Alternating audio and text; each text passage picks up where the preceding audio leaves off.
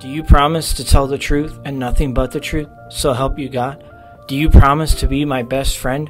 Pinky swear.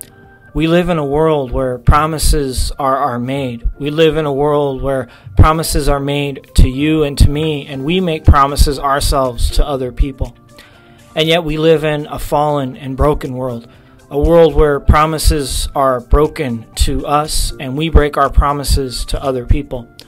Those broken promises can be something as simple as a parent promising their child that I'll be at your baseball game, but later coming to that child and saying, I'm not going to be able to make it to your baseball game because something's come up at work.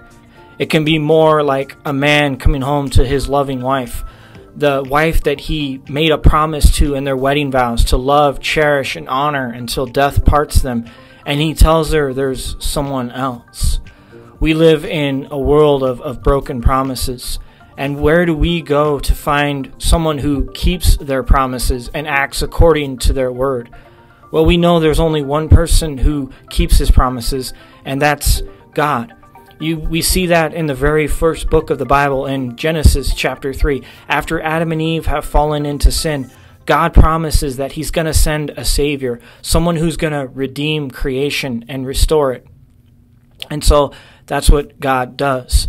And that promise continues throughout the Old Testament. We get to the time of King David, and King David is living in this lavish palace in Jerusalem. And the Ark of the Covenant is living in a tent. And David thinks that he should be the one to build a house for the Lord. But the Lord tells David that the Lord is actually going to build a house for David, a never-ending house. You see that promised Savior that was talked about throughout the Genesis and other books. It was through David's bloodline that the Savior would come, Jesus Christ. We read in Luke chapter 2, we read the Christmas story that we know so well. But how often do we kind of just glimpse over Luke chapter 1, where God sends the angel Gabriel to Mary?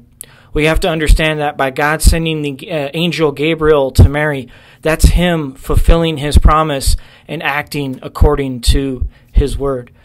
We know that Mary has Jesus. He's born in Bethlehem. He grows up. He preaches. He teaches. He does miracles. He goes to the cross for you and me. And then he goes to the tomb where he rises from the dead. So that's how God acts according to his promises. And he always keeps his promises to us.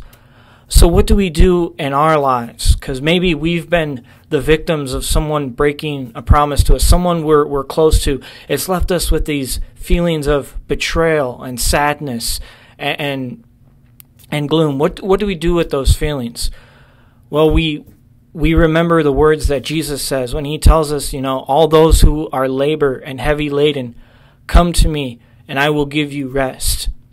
So we take those feelings and we take them to Jesus and we place them at his feet. What if we're the person who's guilty of breaking a promise to someone we're close to? What do we do with all those feelings of regret and of shame and guilt? Well, there's nothing you or I can say or do to take away those feelings. We simply go to the Lord and we seek forgiveness from him, because that's the only place where forgiveness is found. Maybe you're just someone who is struggling with the word of the Lord. You're seeing things going on in the world and you're trying to put the two and two together and it just doesn't make sense. And you're questioning your faith. And you're asking the question, is there something I can receive that will remind me of the forgiveness of sins and to strengthen my faith? And God has promised us in Holy Communion, in his body and blood, where he says, take and eat, this is my body given for you. Take and drink, this is my blood shed for you, for the forgiveness of sins and to strengthen our faith. That's where the promise of God is fulfilled, through the bread and the wine. And so we live in a world of broken promises, but there is always one place we can go to find someone who always keeps their promises, and that is God. Jesus has made another promise to us that will be fulfilled. He said he's going to return someday, and that will be fulfilled when Christ returns at the end of this world.